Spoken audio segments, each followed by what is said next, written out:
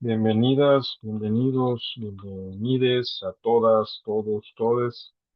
Vamos a continuar la unidad número 9 sobre la organización eh, internacional. Esta es la sesión número 2. Ya ahí tuvimos la sesión número 1. Y para introducir el siguiente tema, comentar estas preguntas. La persona titular de la Secretaría General, que actualmente es Antonio Guterres, de la ONU, tiene facultades para aprobar el uso de la fuerza. ¿Cómo se elige a la persona titular de la Secretaría General? ¿Cuándo habrá una secretaria general, es decir, una persona titular de la Secretaría General de la ONU, mujer? ¿Alguien quisiera comentar algo? ¿Qué le parece? ¿Cuál es su eh, opinión a primera vista?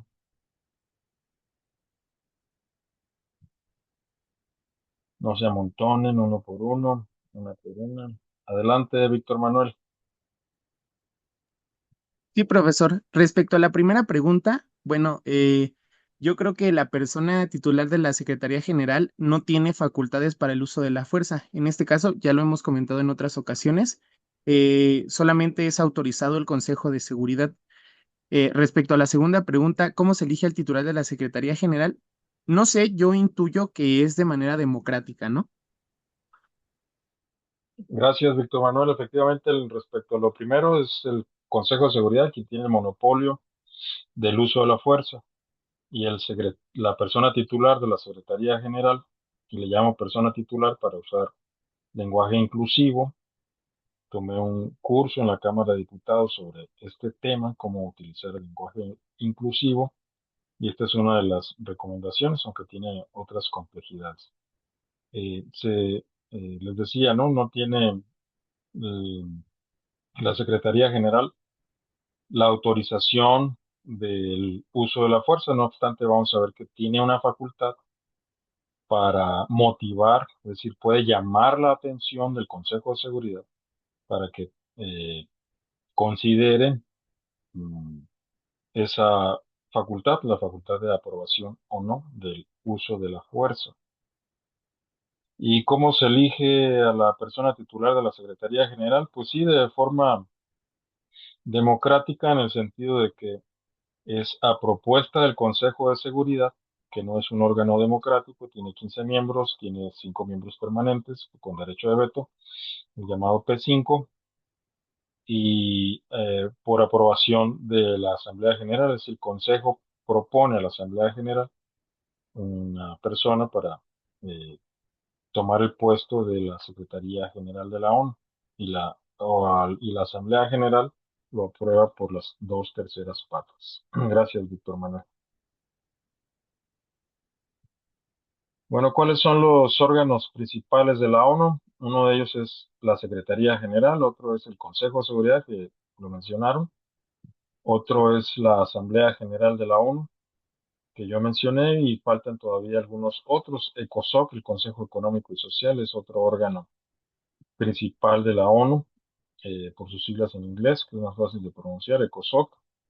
El Consejo de Administración Fiduciaria también es un órgano principal de la ONU, aunque está inactivo, está pausado. Se encarga de la administración de los territorios fideikomitidos, para no llamarles colonias. Y la Corte Internacional de Justicia, de la que hemos hablado múltiples veces, también es un miembro, un órgano principal de la ONU. Pues como ya lo mencioné, la Secretaría General de la ONU. Dice la lámina: México en el Consejo de Seguridad ha ocupado un asiento no permanente en varias ocasiones, destacando los periodos de 1980 a 1981, es decir, en la etapa de José López Portillo, en el 2002 y 2003 con Fox, y en el 2021-2022 con el licenciado Andrés Manuel López Obrador. Dice la doctrina mexicana en relación a estos órganos. Se abren comillas, la Asamblea General es uno de los 6 órganos más importantes de la ONU. Se trata del más democrático, puesto que en él están representados los 192 miembros en igualdad de condiciones, se cierran comillas. Es decir, que la Asamblea General, aquí dice 192 miembros, pero son 193, eh, porque este texto que cité es del 2010 y en el 2011, si mal no recuerdo, fue la última membresía aprobada a la ONU. Eh, Me olvidé, no sé si es Sudán o Congo, me olvidé en este momento cuál fue el último estado que fue aprobada su membresía a la ONU.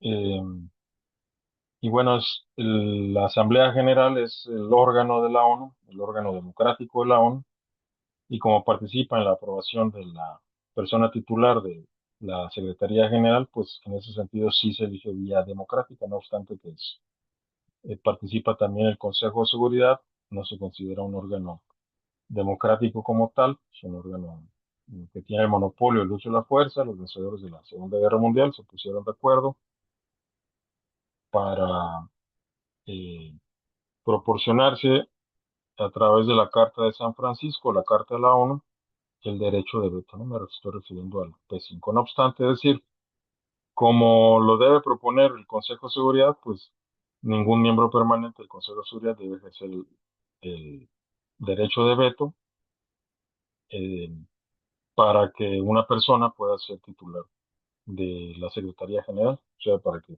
pasar el filtro del Consejo de Seguridad hay que pasar el filtro del derecho de veto. Digo, eso mm, no, no pasaría porque antes se hacen consultas para evitar, eh,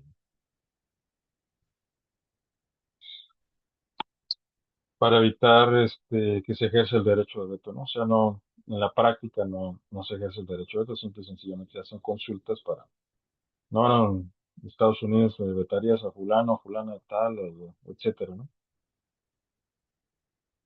Dice la lámina también, el secretario general combina funciones políticas y administrativas, actuando como el jefe administrativo de la organización y con facultad de alertar al Consejo de Seguridad sobre amenazas a la paz. Entonces, si bien es correcta la respuesta al comentario de que el secretario general o la persona titular de la Secretaría General no tiene facultades para ejercer el uso de la fuerza, si tiene la facultad de llamar la atención del Consejo de Seguridad, presta la atención a tal situación, a tal cuestión, a tal asunto. Eh, y entonces esa facultad del secretario general pues podría desembocar en que el Consejo de Seguridad preste atención a determinado asunto, a determinado tema, que yo sepa no se ha ejercido esa facultad, porque en general pues los miembros permanentes del Consejo de Seguridad, que son potencias, Estados Unidos, el Reino Unido, Francia, Rusia y China, pues están muy al tanto, ¿no?, de los acontecimientos a nivel internacional. Pero bueno, no obstante, la persona titular de la Secretaría General tiene esa facultad de llamar la atención del Consejo de Seguridad. Eh, las funciones políticas que tiene la persona titular de la Secretaría General es que puede fungir como mediador. De hecho, la misma lámina hace alusión a ello, la gestión de mediación en conflictos internacionales y la administración de las misiones de paz. Me refiero pues a la Secretaría General que recae en una persona, que en este momento es Antonio Guterres, que fue primer ministro o presidente, no recuerdo el título del cargo, de Portugal. Y hay un ejemplo, no lo tengo en las láminas, pero el secretario general nombró a un enviado a Siria como mediador para pues solucionar el conflicto. Siria es un territorio constantemente agredido, invadido por Israel, por Francia, por Estados Unidos, argumentando lo que mencionamos la clase pasada, la legítima defensa en contra de actores no estatales, ¿no?, como invocando la doctrina del no querer o no poder. Es decir, como Siria no puede contener a ISIS, el Estado Islámico así llamado, pues entonces los países que se sienten amenazados invocan el derecho a la legítima defensa, pero es una distorsión no admitida ni por la doctrina, ni por la jurisprudencia, ni por tratado alguno, ni por principios de derecho, ni principios generales del derecho. Es una práctica que han estado realizando algunas potencias, pero esa práctica no eh, llega al grado de considerar la costumbre, ¿no? Porque es un puñado de países que hacen, eh, que ejercen esa fuerza, ¿no? Ese derecho emanado de la fuerza. Como tienen la fuerza, tienen el poder, pues ejercen pues la fuerza, ¿no? Pero no el derecho. Eh, Dice la lámina, el secretario general comprende las dos funciones políticas y administrativas. Es un órgano unipersonal que parece un órgano ejecutivo de un Estado. Parece, ¿no? No es, parece. ¿Y quién será, cuándo habrá una mujer titular de la Secretaría General de la ONU? Pues México, Brasil y Chile, aunque Chile se bajó ya no participa Chile, es una paradoja. Pero bueno, México, Brasil y Chile inicialmente, ahora ya no, oficializan la candidatura de Michelle Bachelet para la Secretaría General de la ONU. Es decir, México está apoyando a la expresidenta de Chile. México y Brasil están impulsando, apoyando a la expresidenta de Chile, Michelle Bachelet, para ocupar la titularidad de la Secretaría General de la ONU. Y en un comunicado de febrero pasado se dice, ¿no? Entre otras cosas, la expresidenta Michelle Bachelet ha desempeñado funciones de alto nivel en el sistema multilateral como alta comisionada de la ONU para los Derechos Humanos, es decir, fue pues la titular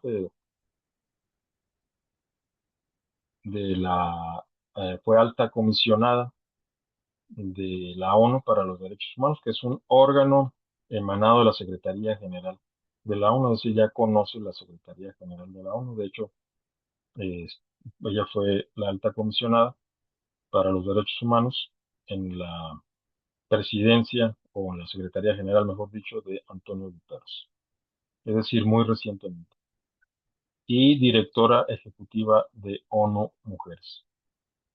O sea que no solamente ha sido presidenta de Chile, que mm, está muy bien evaluada, de Michelle Bachelet como expresidenta, como presidenta y como expresidenta, eh, pues está bien evaluada, según yo tengo entendido, en Chile, y pues tiene experiencia. Esto es una de las razones que se invocan por México y Brasil. Omito a Chile porque el actual presidente de Chile, Katz, de ultraderecha, descendiente de nazis, no lo digo yo, lo pueden confirmar simplemente acudiendo a la prensa, retiró el apoyo de Chile a Michelle Bachelet. La ha de considerar una comunista, aunque no es comunista. Y bueno, esta propuesta es para fortalecer el sistema multilateral, dice el comunicado, que tiene compromiso Michelle Bachelet con los valores fundamentales de la ONU, el mantenimiento de la paz, la seguridad internacionales, el fomento de las relaciones de amistad, la cooperación entre estados. Dice el comunicado que tiene aprobada experiencia y legitimidad internacional y que tiene, y bueno, estos países, excepto Chile, porque se retiró de este apoyo, pues reafirman el compromiso por el multilateralismo. ¿Que se entiende por multilateralismo? Pues el sistema ONU, básicamente el sistema ONU. Entonces, cabe la posibilidad, de hecho yo en clases pasadas de esta materia sugerí, antes de que se propusiera a Michelle Bachelet, que ella podía ser la secretaria general de la ONU. Y ya hay una propuesta. Y bueno, yo lo pensé por la trayectoria de ella. Digo, no es que sea yo adivino, más bien viendo simple y sencillamente su trayectoria, que fue alta comisionada, pues mm, no era de extrañar que se propusiera su candidatura.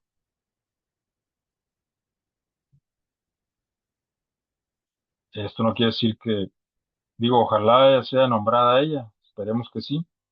No sé si pues, con esta presidencia de los Estados Unidos pueda pasar el filtro de el Consejo de Seguridad. Mm, Tal vez sea difícil, pero bueno, la posibilidad existe. Ahora vamos a introducir otro tema con esta pregunta. El mantenimiento de la paz y seguridad internacionales se relaciona única y exclusivamente con el uso de la fuerza. ¿Cómo se podría erradicar el hambre y el miedo en la humanidad? Esta pregunta, segunda pregunta, se relaciona con los pactos internacionales de derechos humanos, el Pacto Internacional de los Derechos Económicos, Sociales y Culturales, y vía práctica, y se ha adicionado además los ambientales, conocidos en el argot del medio como los DESCA, derechos económicos, sociales, culturales y ambientales. eh, Alude a que el propósito fundamental de ese pacto, junto con el Pacto de los Derechos Civiles y Políticos, eh, es erradicar el hambre y el miedo. O sea, tienen por propósito esos dos pactos, así como el pacto de la ONU, la Carta de la ONU tiene el propósito de erradicar la guerra, tamaño, tamaño propósito, es decir, estupendo propósito, no, no de fácil consecución, obviamente, como es obvio, y de una forma similar, pues estos pactos internacionales de derechos humanos, el de los DESCA y el de los derechos civiles y políticos, pues tienen por propósito erradicar el hambre y el miedo en la humanidad. A eso alude esta pregunta. ¿Alguien quisiera comentar estas preguntas? Adelante, Débora. Tú- ¿Sí se me escucha? Ahora sí. Ok, con respecto a la primera pregunta, yo creo que, pues de momento, no, yo creo que no. La paz internacional no solamente va a depender del uso de la fuerza militar, sino que también necesita diplomacia, cooperación internacional y y un gran respeto por los derechos humanos, junto con un desarrollo económico y una solución pacífica de las controversias. Me parece que en clases anteriores hemos mencionado que la ONU busca prevenir precisamente los conflictos, cosa que pues no hace muy bien, pero idealmente debería de ser. Entonces, pues para que esto pueda funcionar, necesitaríamos que todos los países de manera cooperativa decidan dejar pues de querer atacarse unos a otros buscando recursos. Y con respecto a la segunda pregunta, yo creo que se necesita igual muchísima cooperación internacional, distribución justa de recursos. Yo estoy a favor de una redistribución de recursos para las personas que están en situación vulnerable, sobre todo porque no necesitamos billonarios, un acceso a la salud, a la educación, a la alimentación y reducir evidentemente las guerras, la desigualdad y la pobreza. Creo que también es importante, pues el desarrollo internacional aquí juega un papel muy, muy importante, sobre todo para que se fortalezcan organismos internacionales y existan unas políticas, pues si no más severas, que sean más congruentes, porque se supone que no voy a atacar otro país solamente porque hoy amanecí con ganas de bombardear ciertos países, esperando que no tengan ninguna consecuencia. Y ya sería No, todo. pues, estupendo, Débora. Suscribo tus palabras, ¿no? Mayor cooperación, mayor respeto por los derechos humanos. Adelante, Salvador. Bueno, está bien eso. Y bueno, como lo comentaba mi compañera, que se fomenten la diplomacia, ¿no? Buscar unas soluciones sin recurrir a la fuerza. Al final, sí, va a generar más violencia y no es lo que se busca. Es mejor una prevención de esos problemas antes para ya no sufrir las consecuencias después. Entonces, creo yo que no es exclusivamente el uso de la fuerza. Se tiene la idea de que es como el último paso, la fuerza, pero no. Estupendo, Salvador. Pues sí, la diplomacia, ¿no? No, no la fuerza, sino la diplomacia, el derecho, la razón jurídica, no la razón de la fuerza, sino la razón del derecho. Sí, entonces, pues, mm, cooperación, derechos humanos, diplomacia. Muy bien, me da gusto sus participaciones, sus comentarios. México hizo una propuesta ante el Consejo de Seguridad. México fue presidente, presidió el Consejo de Seguridad. No somos miembros permanentes, hay 10 miembros rotativos del Consejo de Seguridad y nosotros hemos sido por lo menos en 3 ocasiones miembros miembros rotativos del Consejo de Seguridad y en la última ocasión, hace pocos años, es entre el 2021 y el 2022, presidimos, o sea, como Estado, ¿no? El Estado mexicano presidió el Consejo de Seguridad y aprovechando esa circunstancia, México hizo una propuesta de un Estado mundial de fraternidad y bienestar, que es, pues sí, utópico, pero le puso números a esta propuesta.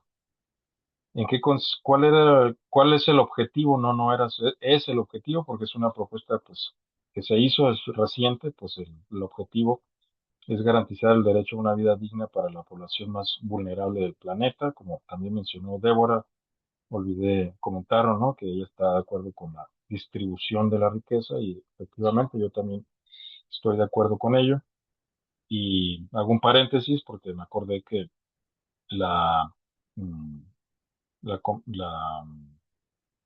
pues sí, la Convención Americana de los Derechos Humanos tiene una cláusula que prohíbe, entre comillas, prohíbe, pues sí, prohíbe, pues contiene una cláusula sobre la prohibición de la explotación del hombre por el hombre, es decir, es una paradoja que en el sistema interamericano, que es un sistema pues que tiene ventajas y desventajas, entre las desventajas es su dependencia del poder estadounidense, es una forma de gobernanza estadounidense en la región, en América, en el continente americano, pues contenga una cláusula, pues casi que pues podría decirse marxista, porque es un término utilizado por el marxismo clásico, que describió la explotación del hombre por el hombre. Pero bueno, cierro el paréntesis. Me acordé ahora por esta propuesta de México que, repito, busca garantizar el derecho a una vida digna para la población más vulnerable del planeta, atender a 750 millones de personas que subsisten con menos de $2 al día.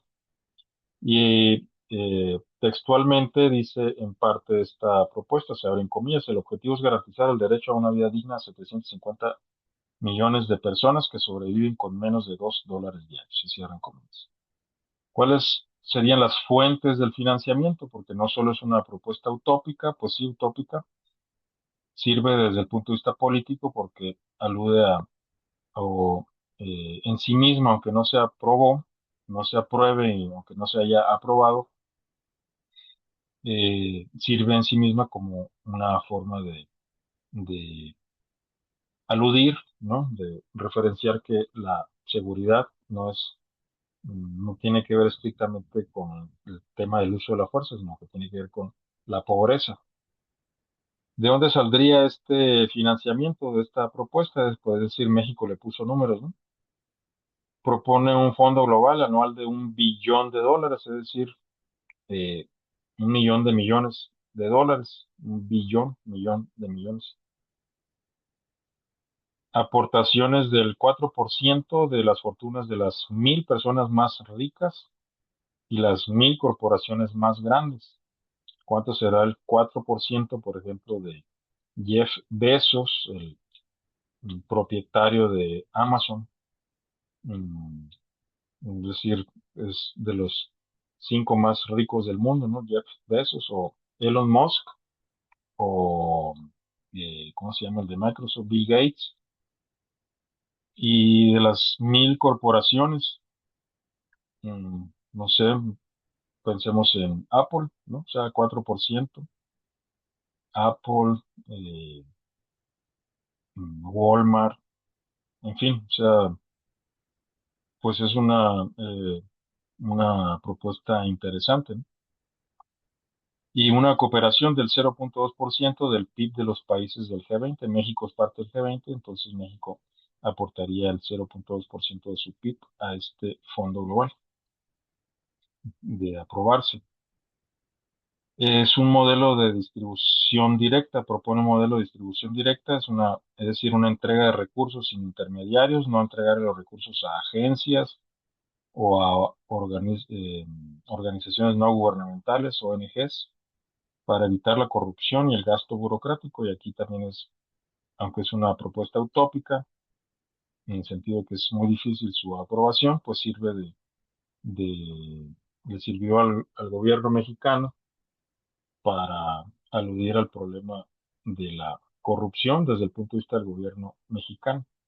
O sea, que se da dinero a agencias y a ONGs y se pierde el dinero en el camino, o sirve sencillamente para mantener a esas agencias y a esas ONGs sin que necesariamente repercuta en el objeto de esos fondos, ¿no? Es decir, mejor que haya una entrega sin intermediarios, según esta propuesta. Textualmente dice la propuesta, se abren comillas, los recursos de este fondo deben llegar a los beneficiarios de manera directa mediante una tarjeta o un monedero electrónico personalizado, se cierran comillas. Como parte de este modelo de distribución directa, habría un uso de monederos electrónicos y censos realizados por el Banco Mundial y el Fondo Monetario Internacional. Es decir, pues dos organismos muy relevantes, los dos organismos más relevantes del sistema monetario y bancario internacional, dominado por Estados Unidos y Europa. Dicho sea de paso, el presidente del Banco Mundial tradicionalmente es un estadounidense. Creo que se rompió la regla en la última presidencia, pero es una tradición, o sea, si ha ocurrido, no es una regla escrita, es una práctica que han tenido los estados que nombran al presidente del Banco Mundial. Y el presidente o la presidenta del Fondo Monetario Internacional actualmente es una presidenta de origen búlgaro, eh, este, generalmente es un europeo, europeo. Y en relación a la seguridad, se relaciona en esta propuesta la seguridad con la justicia social. La paz no es solo ausencia de guerra, eso tiene que ver con el uso de la fuerza, el mantenimiento de la paz y la seguridad internacionales, sino el fruto de la justicia social. El combate a la corrupción es la premisa para resolver la violencia y la migración forzada. Textualmente dice la propuesta, se abren comillas, sería hipócrita ignorar que el principal problema del planeta es la corrupción, causa principal de la desigualdad, de la violencia. Se cierran comillas.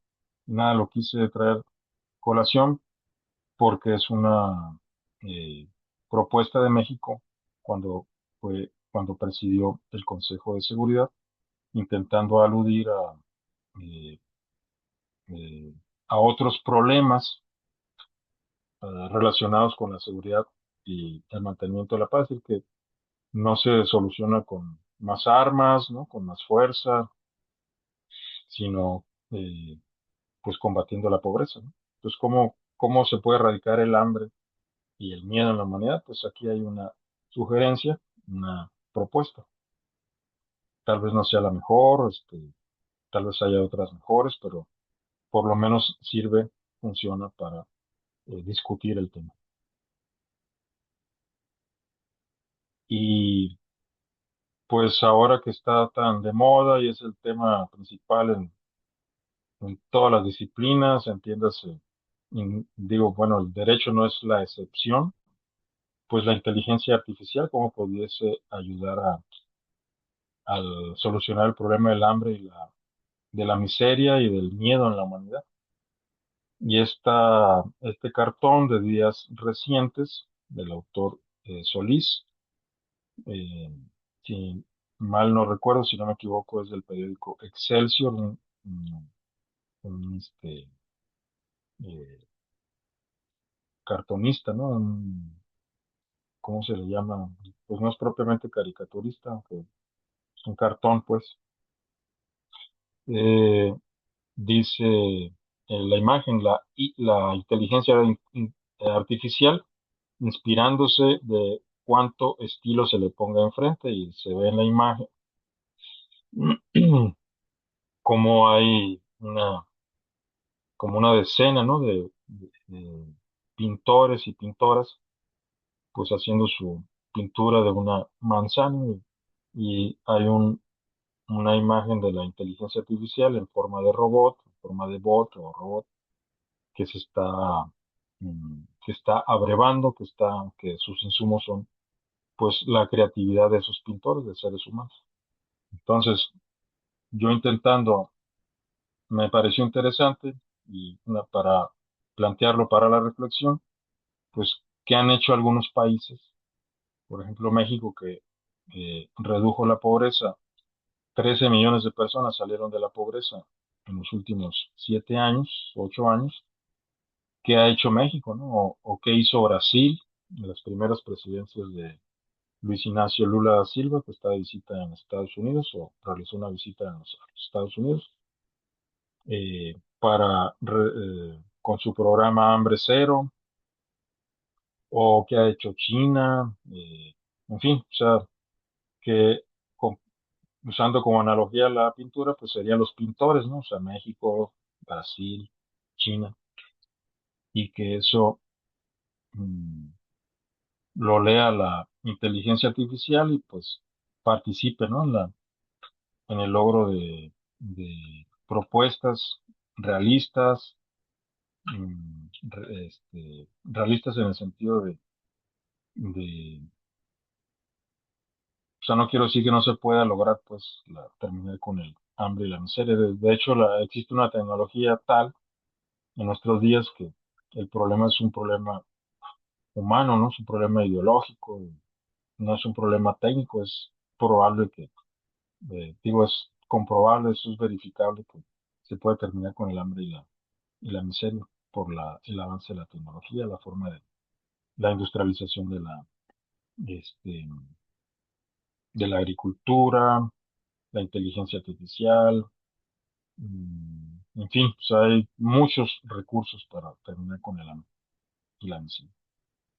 Es un problema político, es un problema humano, un problema de la condición humana. Bueno, ahora vamos a introducir otro tema. ¿Qué órgano de la ONU emite resoluciones vinculantes, si es que hay alguno? ¿O no hay ninguno? ¿Hay alguno o no hay ninguno? ¿Cuál es el órgano principal de la ONU encargado del tema de los derechos humanos? ¿O no hay ninguno? ¿Hay alguno o no hay ninguno? ¿Está obligada la ONU a liberar a las colonias, a promover su independencia de las metrópolis o no está obligada? ¿Cómo se eligen las juezas y jueces de la Corte Internacional de Justicia? ¿A quién de ustedes le gustaría ser juez, jueza de la Corte Internacional de Justicia? ¿Alguien quiere hacer algún comentario?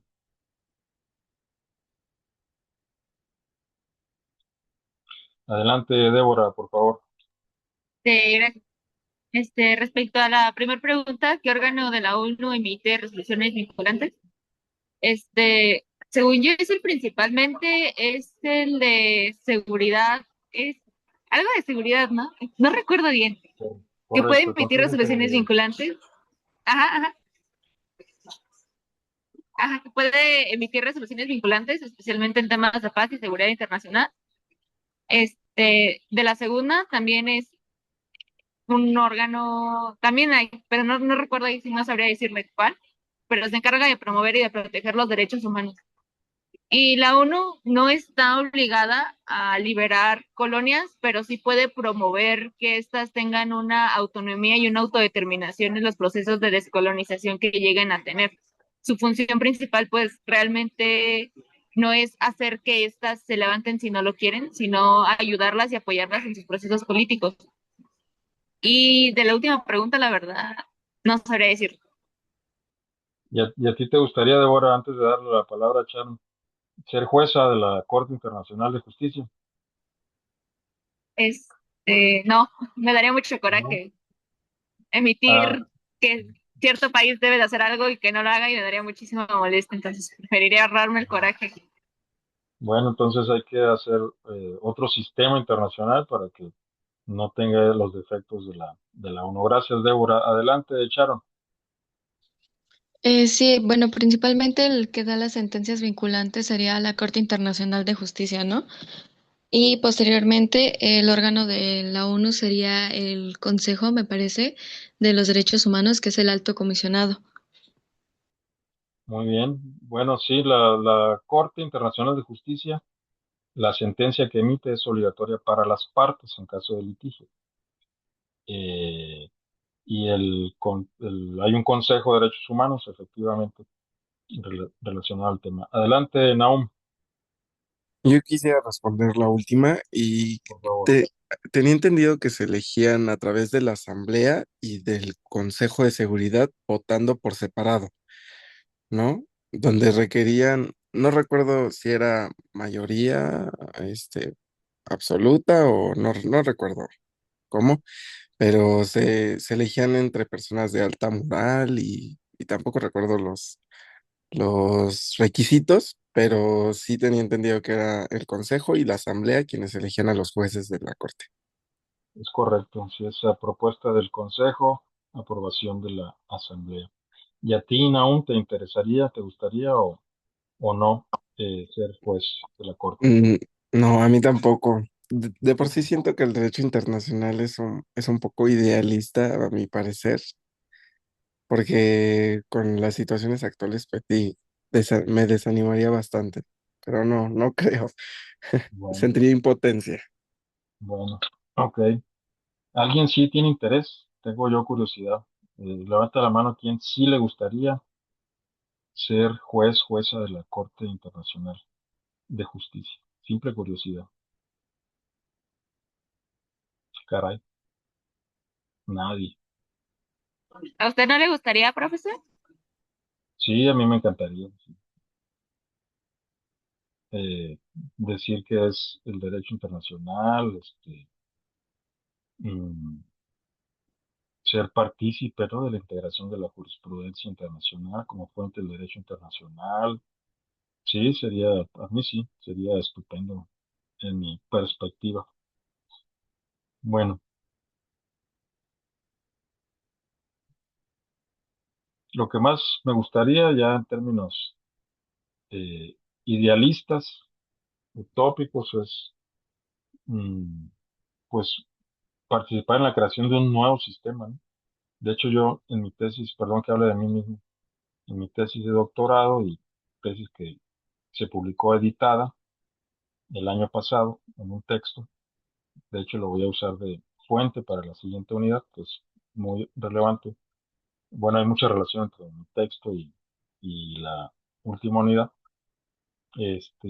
Yo sugiero un nuevo sistema, ¿no? Crear un sistema distinto al de la OEA a través de la Comunidad de Estados Latinoamericanos y del Caribe.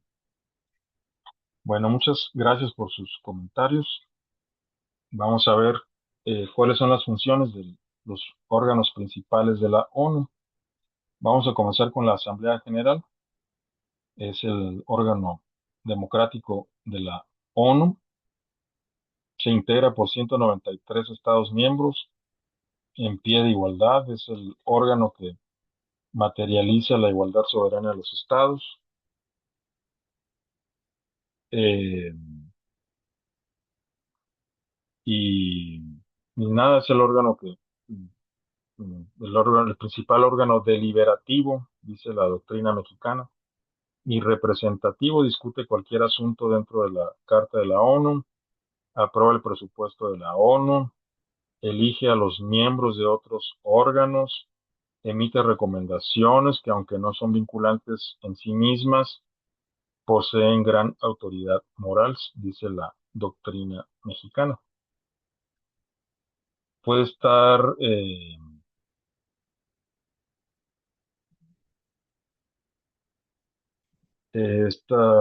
hay un error en la lámina. Mm,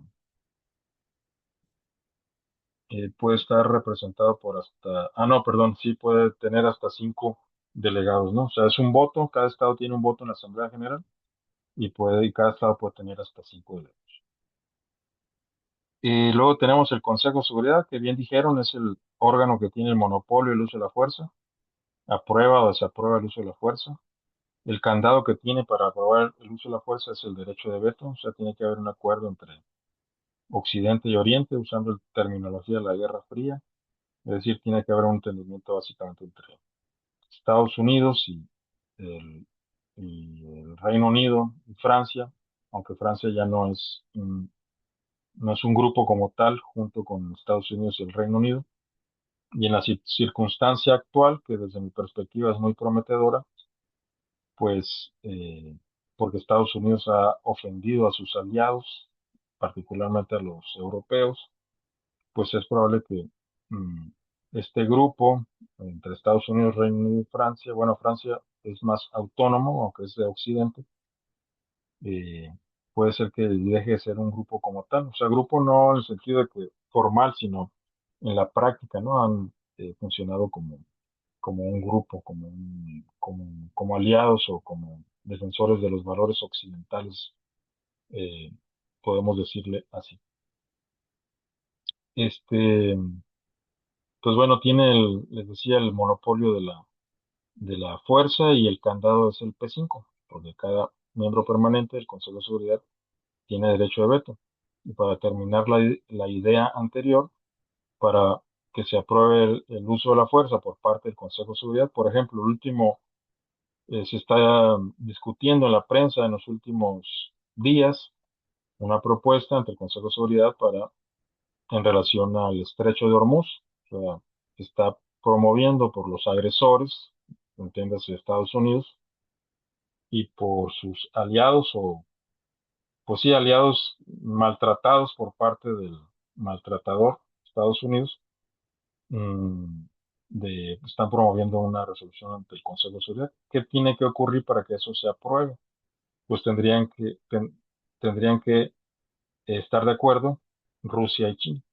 Y como Irán es parte del BRICS, eh, es un aliado de este nuevo orden mundial multipolar, este, pues yo vaticino, creo que no me voy a equivocar, de hecho espero no equivocarme, pues que no se va a aprobar esa resolución, porque sería tanto como avalar la agresión estadounidense a Irán. O sea, ¿por qué no mejor voy a hablar en términos de lo imposible políticamente? ¿Por qué no mejor presentar una resolución para condenar a Estados Unidos y a Israel por la agresión sin ataque previo, es decir, sin haber eh, legítima defensa?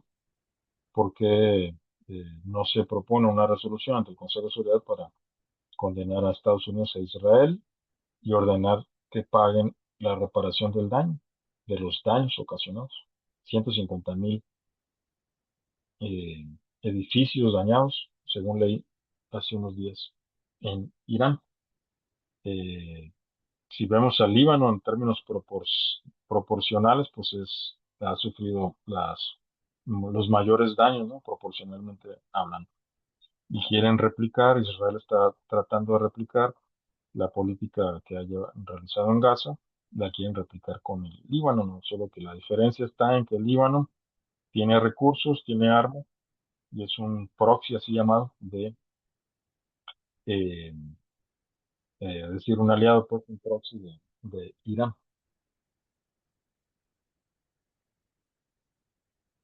10 miembros, los 10 miembros no permanentes del Consejo de Seguridad son elegidos por la Asamblea General por un periodo de 2 años, son rotativos. ¿Qué dice la doctrina mexicana en torno a ello? Tiene la responsabilidad primordial de mantener la paz y seguridad internacionales, es decir, tiene monopolio del uso de la fuerza, es el único órgano con facultad para dictar decisiones obligatorias para los miembros. Este es el órgano, o sea, si lo emite conforme al capítulo séptimo de la Carta de la ONU, es decir, mantenimiento de la paz, pues esa resolución es vinculante, es obligatoria. Tiene facultades de investigar controversias y la última facultad, la última ratio del Consejo de Seguridad, pues es eso, el monopolio del uso de la fuerza, el autorizar o desautorizar el uso de la fuerza armada bajo el capítulo 6. Luego tenemos el Consejo Económico y Social. Está integrado por 54 miembros elegidos por la Asamblea General. Nótese cómo la Asamblea General pues tiene facultades de integrar otros órganos, por ejemplo, el ECOSOC. ECOSOC, como lo vimos la clase pasada, fue una propuesta de la Conferencia de Chapultepec de 1945, convocada por México, en la que participaron los países de América Latina, excepto Argentina, por su aparente relación con Mussolini, con el fascismo internacional, lo cual es, pues se puede discutir, puede ser discutible. Si hablan con argentinos peronistas, les dirían que no. Eh, si hablan con otros, puede ser que les digan que sí, ¿no?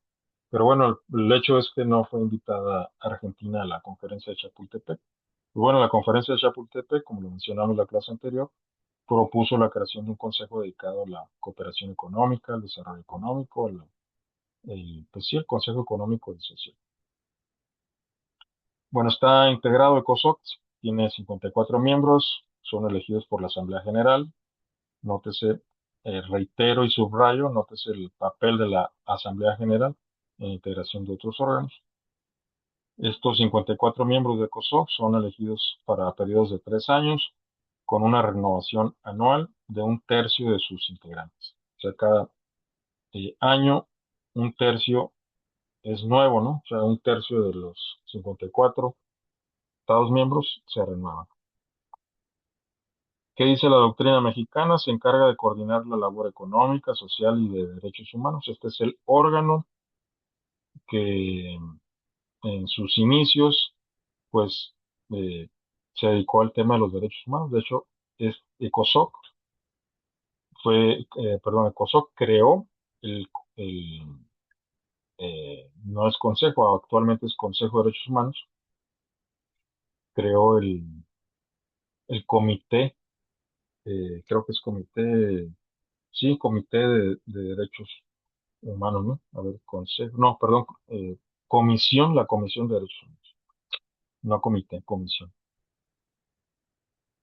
Eh, entonces les decía, ECOSOC se encarga de coordinar la labor económica, social y de derechos humanos de la ONU y sus organismos especializados. Y aquí es relevante porque es un órgano ECOSOC coordinador, o sea, coordina los organismos especializados de la ONU. Realiza estudios, prepara proyectos de convenciones, organiza conferencias internacionales sobre temas de desarrollo. Esto es ECOSOC. Y tal vez no tenga la fuerza que debiese tener, no obstante es positiva su existencia. De hecho, pues el sistema ONU es un sistema muy complejo, muy grande, bueno, se ha ido reduciendo, sobre todo por la eh, reducción del presupuesto por parte de los Estados Unidos a la ONU. Mm, pero pues es un mecanismo eh, básicamente de expertos, ¿no? Hay mucha especialización en el sistema ONU y cuando las circunstancias políticas y de poder cambian, toda esa integración, todo ese conocimiento, todas esas metodologías en el sistema de la ONU, pues probablemente pueden comenzar a realizarse, ¿no? Y tal vez parezca mentira, pero bueno, estoy muy esperanzado por las circunstancias actuales. No pensé que iba a ocurrir tan pronto, mucho menos en este año, pero parece que estamos viendo un declive acelerado del unilateralismo. Está desapareciendo el unilateralismo en nuestros días. Se dice fácil, ¿no? Pero es un acontecimiento muy, muy grande y es tan grande que probablemente no nos estemos dando cuenta, así como cuando, no sé, me imagino yo, sí, especulando, cuando se aprobaron los tratados de Westfalia, no sabían que estaban creando un sistema que existe hasta nuestros días, ¿no?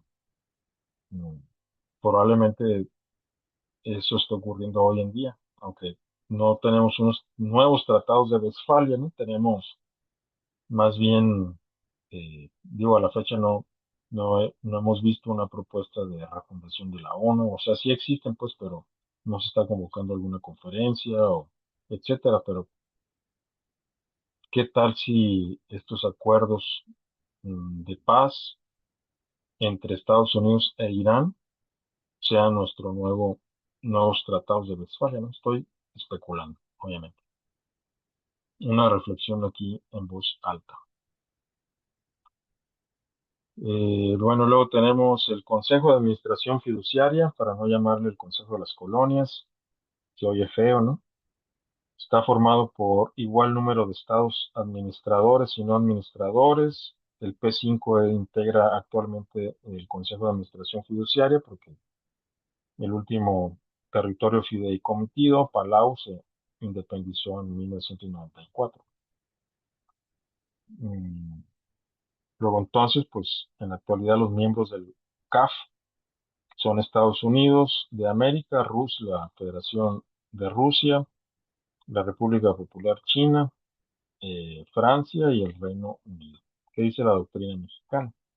Supervisaba, y aquí está en pasado, supervisaba la administración de los territorios en fideicomiso para promover su independencia. Actualmente se encuentra inactivo tras la independencia de Palau en 1994, el último territorio bajo este régimen. Esto lo dice la doctrina mexicana. Voy a hablar más de este órgano en otras láminas. Y bueno, luego tenemos la Corte Internacional de Justicia, otro órgano eh, principal de la ONU. O sea, hay 6 órganos principales de la ONU. Ya hemos hablado múltiples veces de la Corte, hemos mencionado casos resueltos por la Corte Internacional de Justicia, integrada a la Corte por 15 juezas y jueces independientes elegidos conjuntamente por la Asamblea General y el Consejo de Seguridad por periodos de 9 años, representando los principales sistemas jurídicos del mundo. Con los que nosotros tenemos relación, pues es el Civil Law, así llamado, bueno, el sistema, eh, se me olvidó el término en castellano, ¿no? Pero bueno, eso lo ven en su materia de sistemas jurídicos contemporáneos. El otro es el Common Law o sistema anglosajón, de eso sí me acuerdo. Eh, Podríamos llamarlo el nuestro, ¿no? Civil Law, pues sistema civil o basado en códigos, y el Common Law basado en la práctica, sobre todo judicial. Luego tenemos sistemas religiosos, por ejemplo, de Irán, aunque es un estado laico, parece mentira, pero es laico, y lo ha demostrado en esta última versión. Nos hemos enterado un poco más del sistema iraní, que tiene un sistema descentralizado del poder.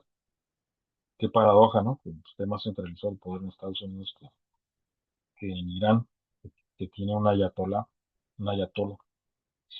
Este,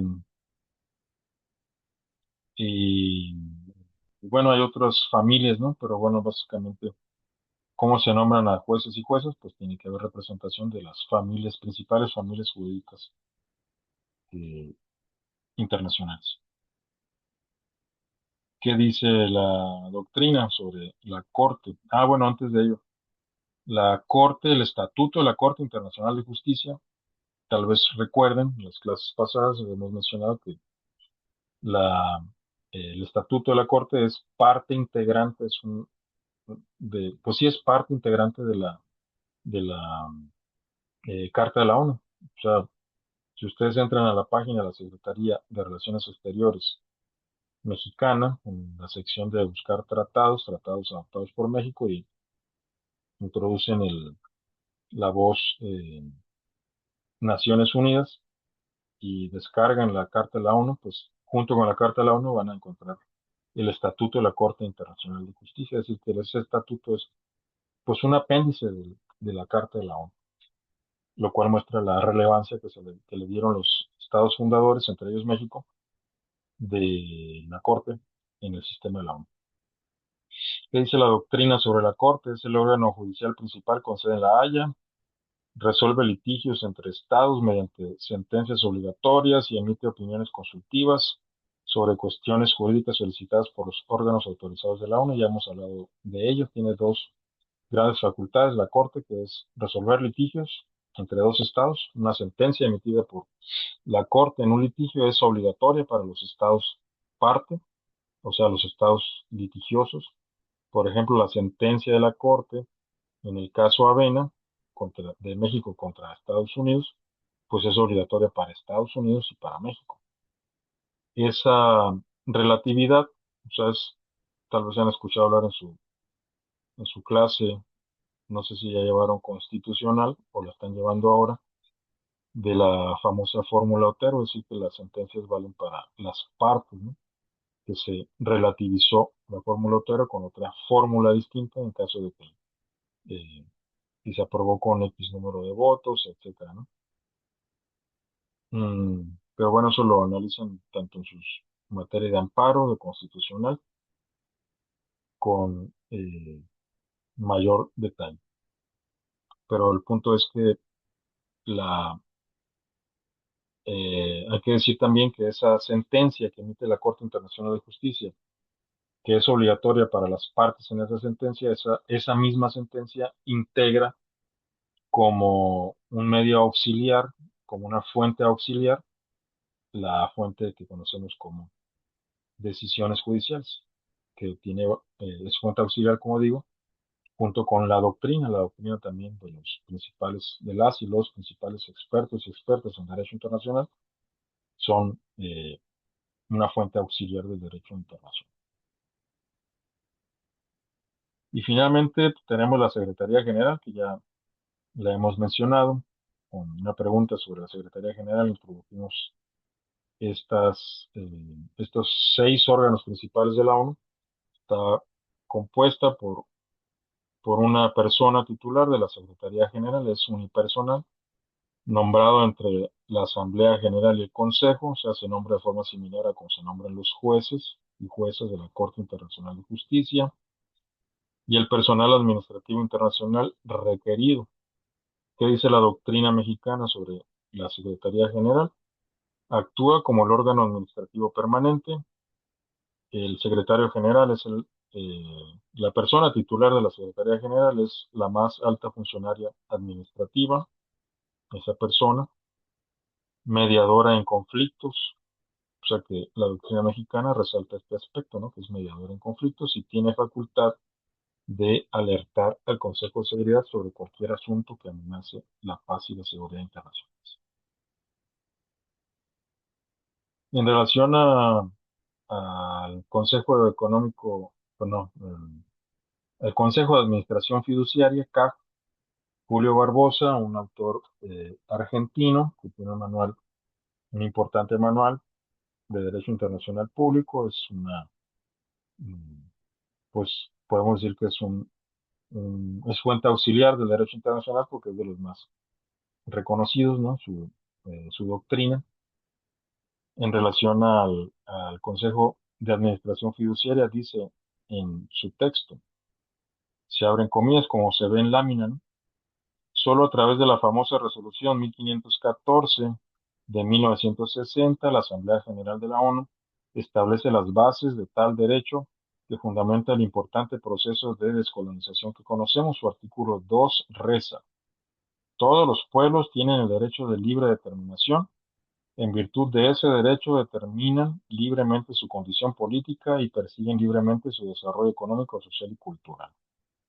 Este texto, continúa Barbosa, es reforzado por uno de similar tenor de la resolución 2625, ya citada, y puesto en términos de corto plazo por el artículo 3, que dice: la falta de preparación en el orden político, económico, social o educativo no deberá nunca servir de pretexto para retrasar la independencia, y protegido por el artículo 4, que prohíbe la acción armada o toda medida de cualquier índole dirigida contra aquellos pueblos, etcétera. Es decir, está comparando el sistema o el régimen de la descolonización, que es un derecho que se conoce como del derecho de autodeterminación de los pueblos, que pueden decidir el sistema político y económico que de su preferencia. Por ejemplo, México tiene un sistema democrático y federal, Cuba tiene un sistema eh,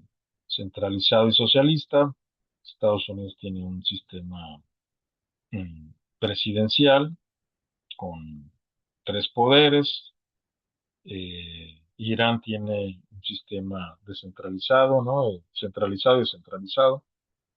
Resultó ser más descentralizado que los Estados Unidos, porque les mataron a un ayatollah y nombraron otro, les mataron al jefe de la Marina, pusieron otro, en fin, ha mostrado una gran flexibilidad y eso permitió pues vencer en la agresión de Estados Unidos e Israel contra Irán. En fin, o sea, hay una crítica pues velada al sistema, al Consejo de Administración Fiduciaria. Vamos a ver qué dice nuestro decano del Derecho Internacional, César Sepúlveda. Se abren comillas, los miembros de la ONU que posean colonias, y aquí César Sepúlveda no se tapa la boca, no se muerde la lengua, les llama colonias, eufemísticamente mencionados como territorios cuyos pueblos no hayan alcanzado todavía la plenitud del gobierno propio, reconocen el principio de que los intereses de los habitantes de esos territorios están por encima de todo y aceptan como encargo sagrado la obligación de promover su bienestar. Vamos a ver detalles, ¿no? Porque no es lo mismo un territorio fideicomitido. Por ejemplo, Palestina era un territorio primero bajo mandato en la Sociedad de las Naciones, luego un territorio fideicomitido. ¿Quién tenía el mandato? El Reino Unido. Y otra cosa son los territorios autónomos. Por eso voy a abundar un poco en relación al Consejo de Administración Fiduciaria. Y tomo este consejo porque es el que menos se habla y desde mi perspectiva, desde mi punto de vista, puede dar lugar a mayor reflexión en torno al problema de la descolonización, o bueno, el tema, mejor dicho, de la descolonización y el relacionarlo con la estructura propia de la ONU, y nos puede dar pie a reflexionar sobre la estructura misma de la ONU. Bueno, es uno de los 6 órganos principales de la ONU, como ya lo hemos mencionado, establecido por la Carta de la ONU para supervisar la administración de territorios fideicomitidos. Palestina era un territorio fideicomitido. Su función histórica consistió en heredar la supervisión de los territorios en África, el Pacífico y el Próximo Oriente que habían quedado bajo mandato de la Sociedad de Naciones tras la Primera Guerra Mundial. ¿Quién perdió la Primera Guerra Mundial? El Imperio Otomano, y Alemania perdió la Primera Guerra Mundial, también la Segunda Guerra Mundial. Entonces las colonias desprendidas de los derrotados, pues pasaron al formato de mandato en la Sociedad de las Naciones. Objetivos y funciones del CAF. Según el artículo 76 de la Carta de la ONU, sus fines incluyen el fomento de la paz internacional, puesto que el P5 integra el CAF, y el impulso del adelanto político, económico y social de los habitantes para facilitar su desarrollo progresivo hacia el gobierno propio o la independencia. Para cumplir esto, el órgano está facultado para examinar informes de las autoridades administradoras, por ejemplo, el Reino Unido sobre Palestina hasta 1947, aceptar peticiones de los habitantes y realizar visitas periódicas de inspección. ¿Cuál es su composición? Su estructura busca un equilibrio político, se integraba por los Estados miembros que administran territorios fideicomitidos, por ejemplo, el Reino Unido, eh, Estados Unidos, Francia, hasta 1994, porque a partir de ese año es el P5 el que integra el CAF. Los miembros permanentes del Consejo de Seguridad que no administran tales territorios, Rusia y China, bueno, la Unión Soviética en su momento, de ahora Rusia y China, y un número de miembros elegidos por la Asamblea General, por ejemplo, México. México formó parte del CAF como un miembro electo por la Asamblea General, necesario para asegurar que el total se divida por igual entre administradores y no administradores. Y bueno, el ocaso y los debates sobre el CAF. Debido al éxito de los procesos de descolonización, esto no quiere decir que no haya colonias todavía, sí hay colonias todavía, en el Caribe hay colonias de Francia, colonias de Holanda y del Reino Unido en el Caribe. Y de Estados Unidos, bueno, Puerto Rico tiene un estatus especial, ¿no? Pero bueno, es un colega, abogado puertorriqueño, proindependentista, Carlos Rivera Lugo, que ha dado charlas en mi clase en alguna ocasión, dice que es una colonia, Puerto Rico es una colonia que debe independizarse de su metrópoli, Estados Unidos. Bueno, debido al éxito de los procesos de descolonización, con estos matices que ya hice, el Consejo de Administración Fiduciaria ha sido calificado por la doctrina como un anacronismo o un acorazado decrépito que cumplió su misión histórica, aunque actualmente existen propuestas para suprimirlo formalmente de la Carta o transformarlo en un organismo de ayuda para estados colapsados. Estas iniciativas enfrentan resistencias políticas por las connotaciones coloniales que el nombre del Consejo de Administración Fiduciaria evoca en las naciones que fueron soberanas después de 1945. Eh, es decir, hay propuestas de que, como ya se independizaron los territorios fideicomitivos, este, pues que cambie su función, el CAF, para mm, transformarlo en un organismo de ayuda de estados colapsados. ¿Cuáles serían los estados colapsados? ¿No? Y eso puede aludir a las perniciosas doctrinas, sobre todo estadounidenses, de los estados fallidos, ¿no? Estados fallidos o colapsados. Y en algún momento, por ejemplo, en la propuesta reciente de Estados Unidos en relación a México, de que si México no hace su trabajo de combate contra el narcotráfico, lo hará Estados Unidos, pues está aludiendo, sin decirlo, no solo a la doctrina del no querer, el no poder o no querer, para justificar falsamente, distorsionadamente la legítima defensa y agredirnos militarmente, también estaría aludiendo a la doctrina perniciosa, perjudicial de los estados fallidos, ¿no? Que seríamos un estado fallido según esta postura imperial estadounidense si no combatimos, ¿no? Con el narcotráfico.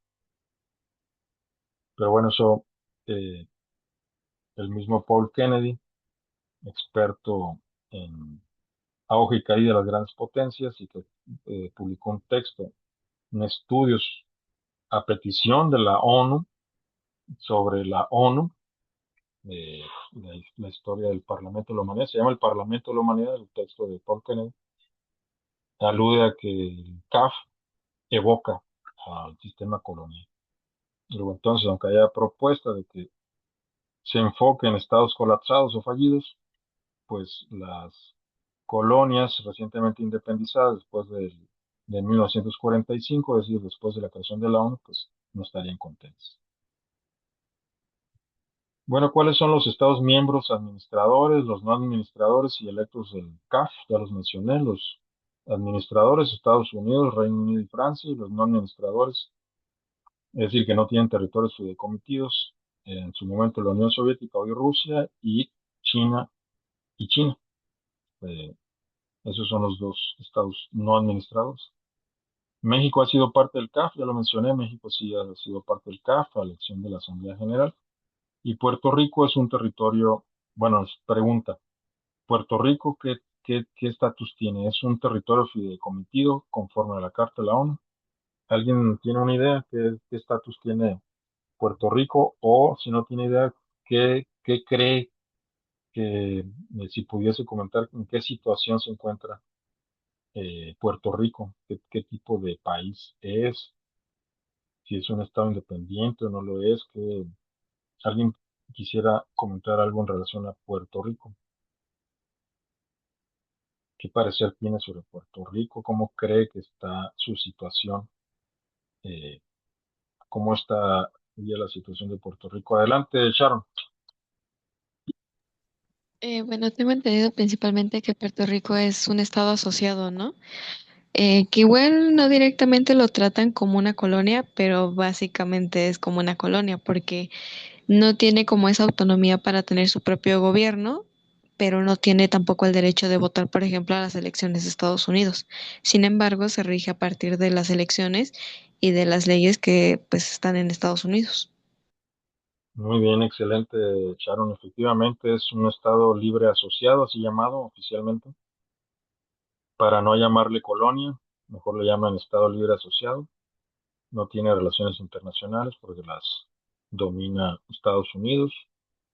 Eh, Tiene una situación sui generis en relación a los Estados Unidos, porque ni son una estrella más, un estado más miembro de la Unión, ni son colonia, son estado libre asociado. Son, mm, creo que son 5 millones de puertorriqueños como comunidad viviendo en los Estados Unidos. Y bueno, o sea, el pasaporte de los puertorriqueños es un pasaporte estadounidense.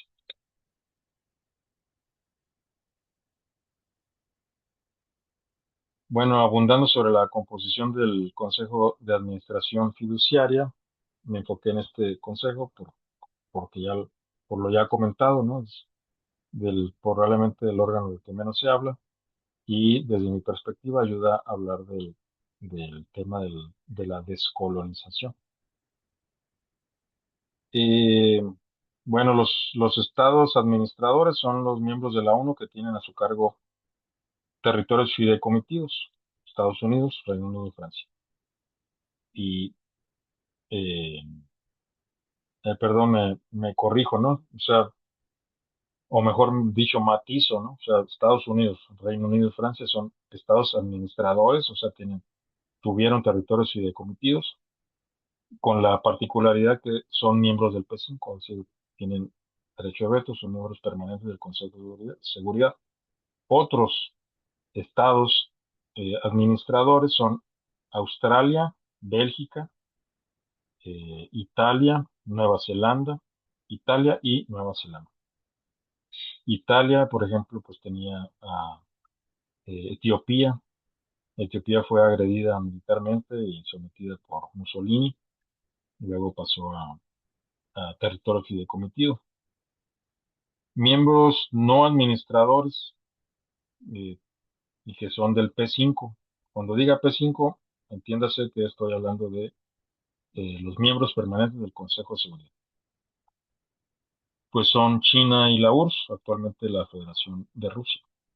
Los miembros no administradores que fueron electos por la Asamblea General, por ejemplo México. Otros, aparte de México, Irak, Costa Rica y Filipinas. Son elegidos por la Asamblea General por periodos de 3 años para asegurar que el número total de miembros se divida por igual entre administradores y no administradores. Es para romper la, la paridad entre los administradores y no administradores. Y la situación actual, tras la independencia de Palau, el último territorio fideicomitido, el Consejo, el CAF, está constituido legalmente por los cinco, por el P5, es decir, China, Francia, Rusia, Reino Unido y Estados Unidos. Técnicamente como no administradores, es decir, formalmente a partir de 1994 ya no hay estados administradores, porque ya no hay territorios fideikomitidos. Esta lámina muestra los territorios fideikomitidos de la ONU, que hubieron, ¿no? Porque ya no hay, ya se acabaron. Son, como ya les mencioné, ¿no? A ver, Australia tenía territorio fideikomitido. ¿Qué significa territorio fideikomitido? Es un territorio, para no llamarle colonia, pero que tiene estatus internacional. Es decir, participa la ONU a través del CAF o participó la ONU a través del CAF. Australia tenía Nueva Guinea y Nauru. Y el estatus es que Nueva Guinea se independizó en 1975, integrándose a Papúa. Nauru logró su independencia en 1968. Bélgica tenía fideikomitidos Ruanda u Burundi. El fideicomiso terminó en 1962, dando lugar a los estados independientes de Ruanda y Burundi. Nótese Aquí el país Ruanda, que su colonia era Bélgica, y en los 90 hubo un genocidio entre Tutsis y Hutus, Hutus y Tutsis. ¿Qué papel tuvo la metrópoli, ¿no? Belga eh, en este genocidio, ¿no? Y pues la distinción entre Hutus y Tutsis fue una distinción colonialista belga. Entonces tuvo un papel en su origen, o sea, en su origen tuvo un gran papel, una gran responsabilidad Bélgica en ese genocidio. Francia tenía Camerún y Togo. Camerún se independizó en 1960, Togo en 1960 también. Italia tenía Somalia, perdón, dije Etiopía, me corrijo, Somalia.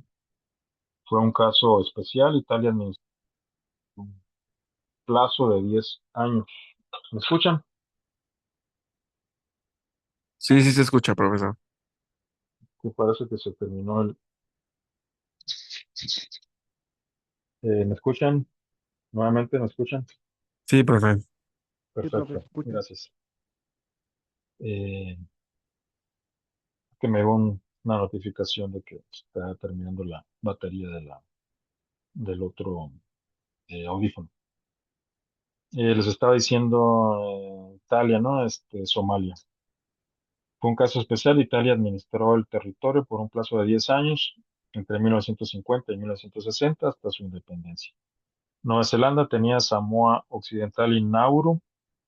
Samoa Occidental se constituyó como estado independiente tras un referéndum en 1961.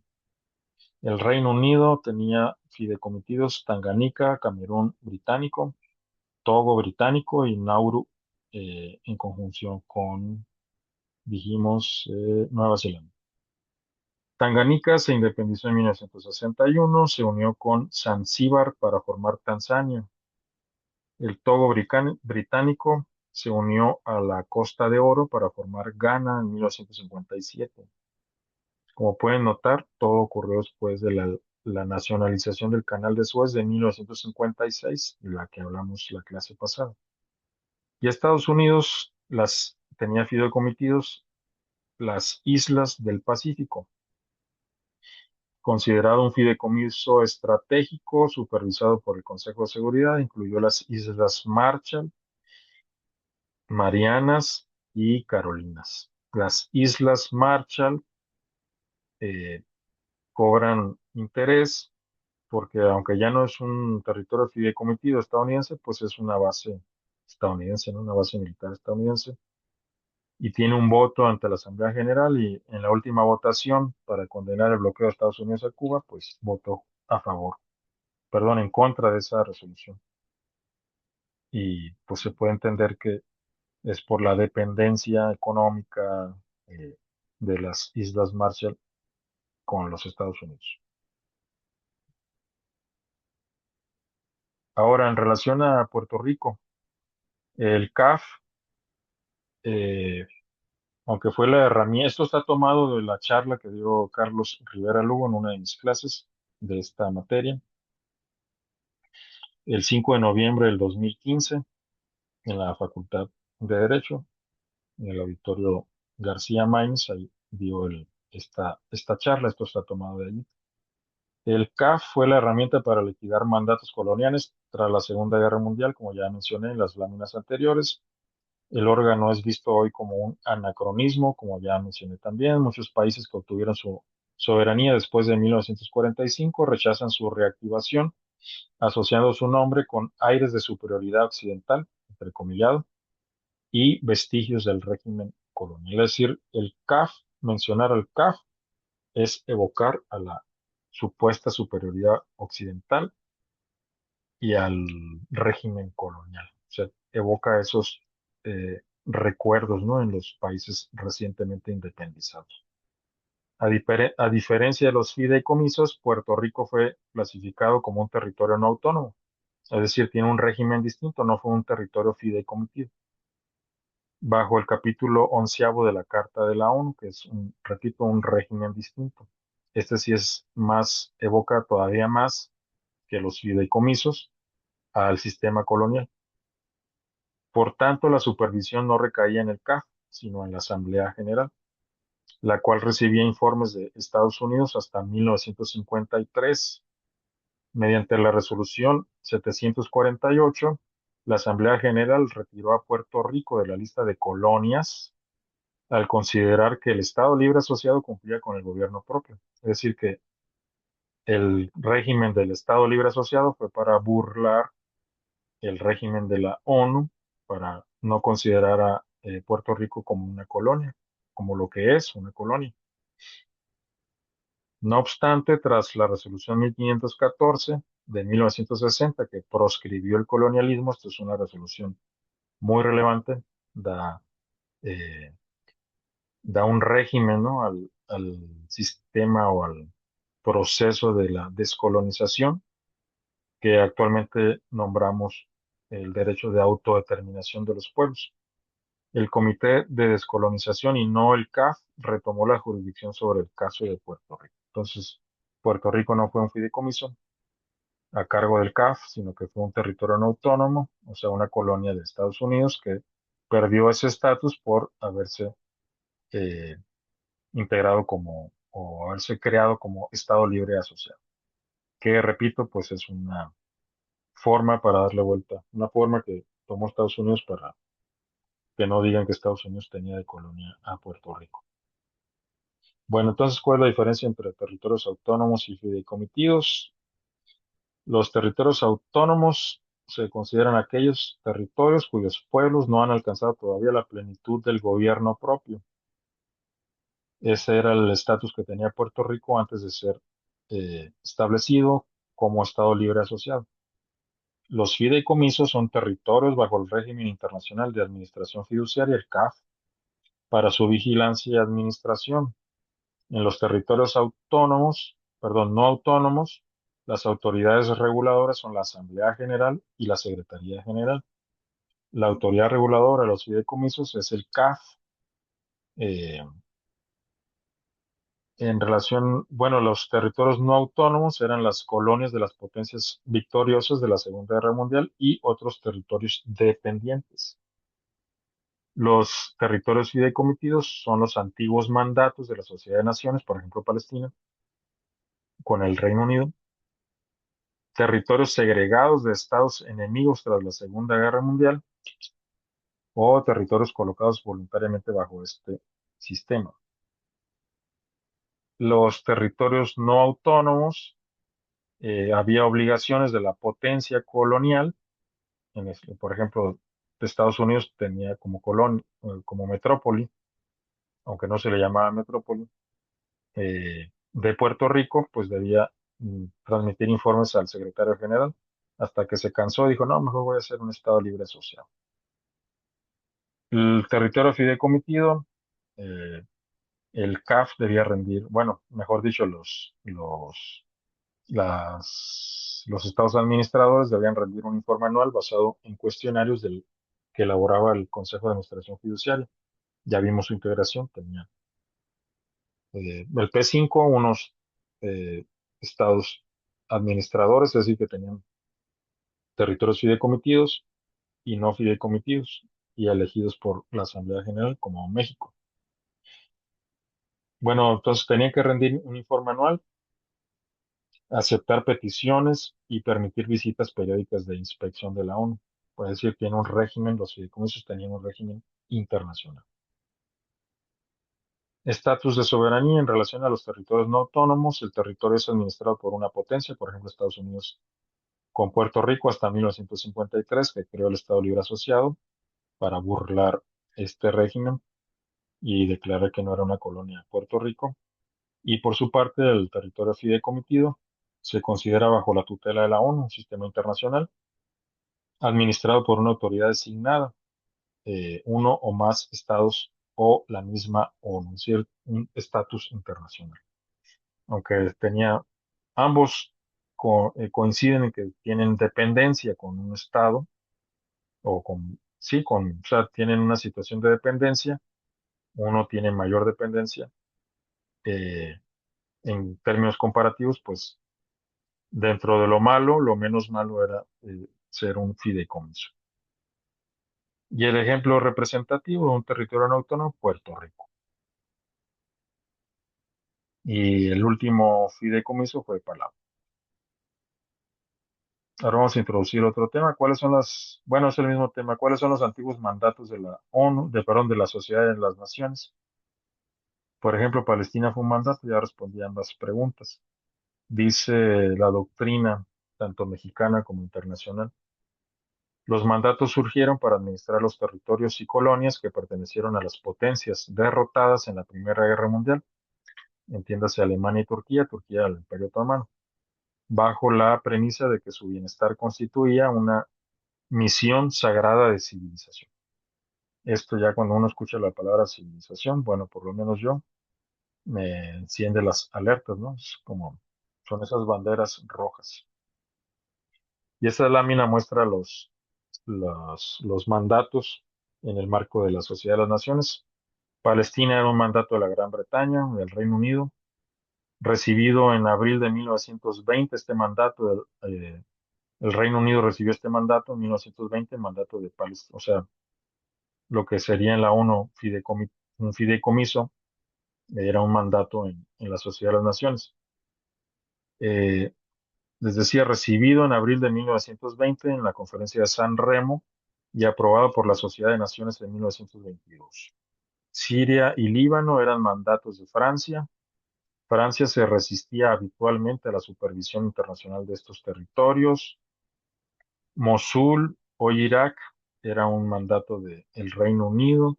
En 1924, la Sociedad de Naciones decidió que esta antigua provincia otomana fuera adjudicada a Irak eh, bajo administración británica. Islas del Pacífico, al norte del Ecuador, era un mandato de Japón. Antiguas posesiones alemanas, Japón se negó sistemáticamente a informar sobre su administración a la Sociedad de Naciones. Diversos territorios en África eran mandatos del Reino Unido, Francia y también los llamados dominios.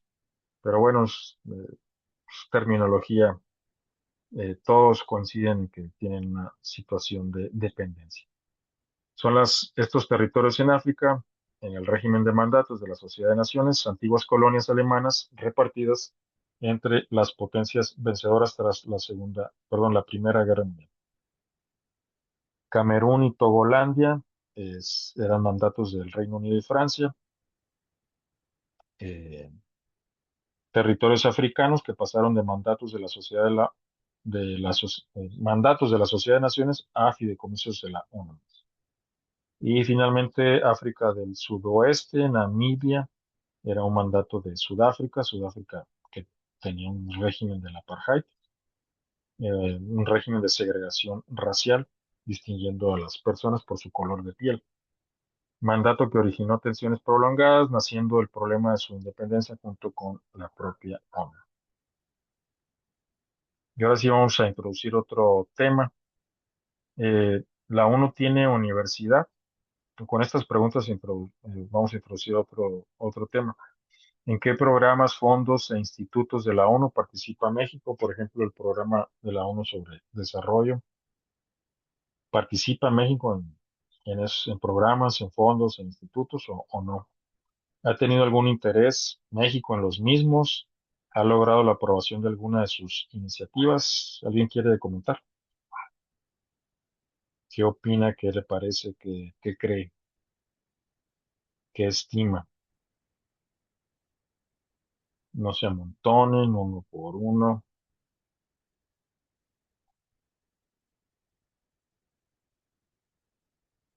Adelante, Leonardo. Bueno, yo sí me di la oportunidad de buscar y sí, bueno, dice que sí, que la Organización de las Naciones Unidas tiene una universidad llamada de las Naciones Unidas, UNU, y fue creada en 1973 por la Asamblea General. Estupendo. Gracias, Leonardo. ¿Alguien más quiere comentar?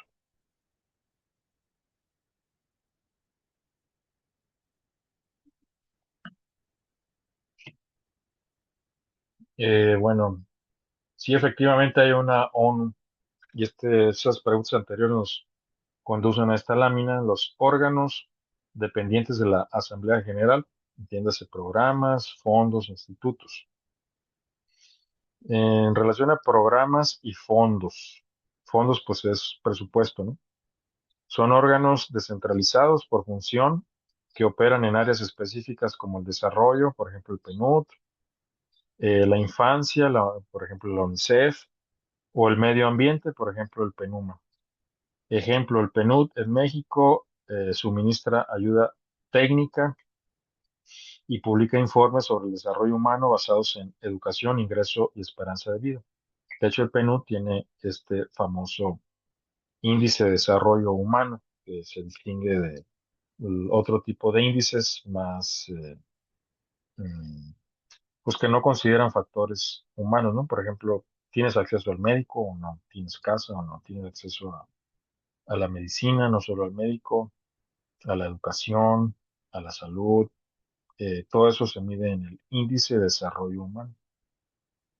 Como abogados, como abogadas, pienso que es un índice muy importante, sobre todo si tienen el perfil de defensa de los DESCA, Derechos Económicos, Sociales, eh, Culturales y Ambientales, DESCA, pues este índice es muy pertinente.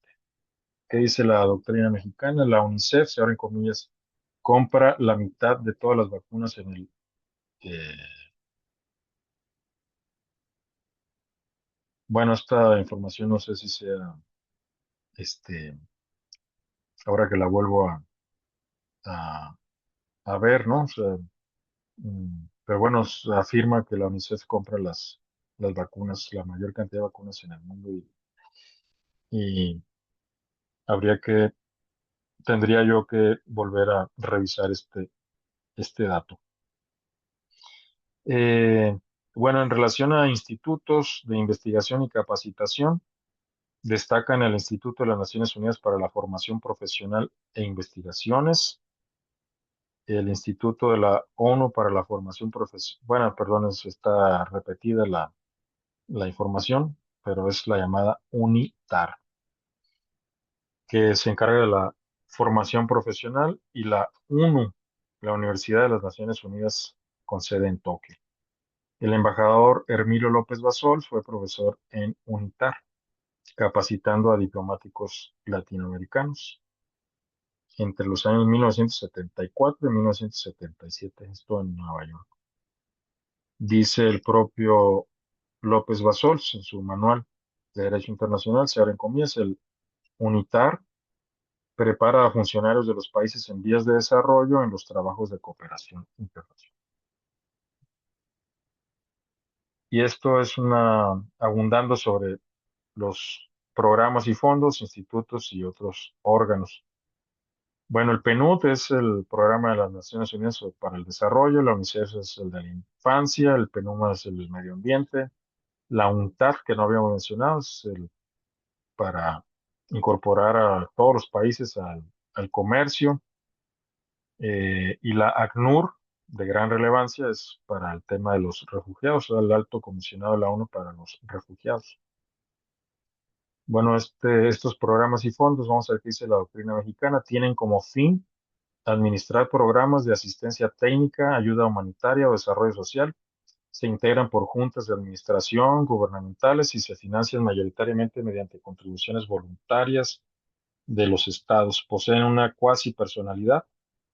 Quién sabe si eso exista, pero bueno, así se usa el término. Cuasi personalidad jurídica que les permite concertar acuerdos internacionales de forma autónoma. Institutos ya mencionados, ya mencionado UNITAR para la capacitación, eh, otra la UNRISD para el desarrollo social.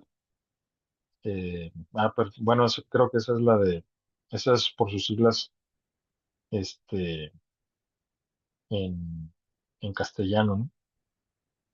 La UNIDIR, que es un órgano dedicado al desarme, y hay una relacionada a la justicia y pues la que ya mencioné, la Universidad de la ONU. ¿Qué dice la doctrina mexicana? Son centros de estudio y formación profesional encargados de proponer soluciones científicas a problemas mundiales y capacitar a funcionarios de países en desarrollo.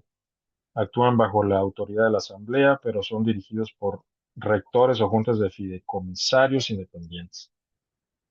Y en la lámina también se menciona órganos codificadores y de derechos humanos, la Comisión de Derecho Internacional, ya la mencioné en clases pasadas, y el Consejo de Derechos Humanos, antes Comisión de Derechos Humanos.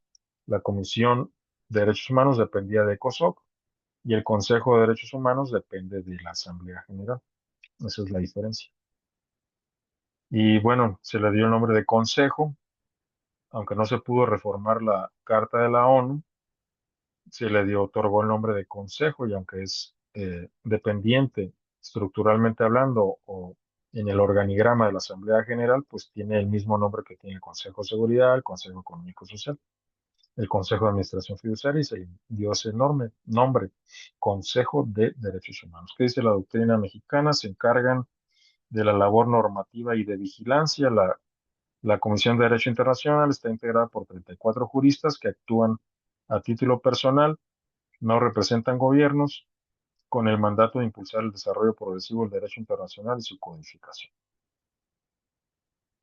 Bueno, esta lámina nada más para mencionar que México sí promovió ante la UNCTAD el Programa de las Naciones Unidas para el Desarrollo.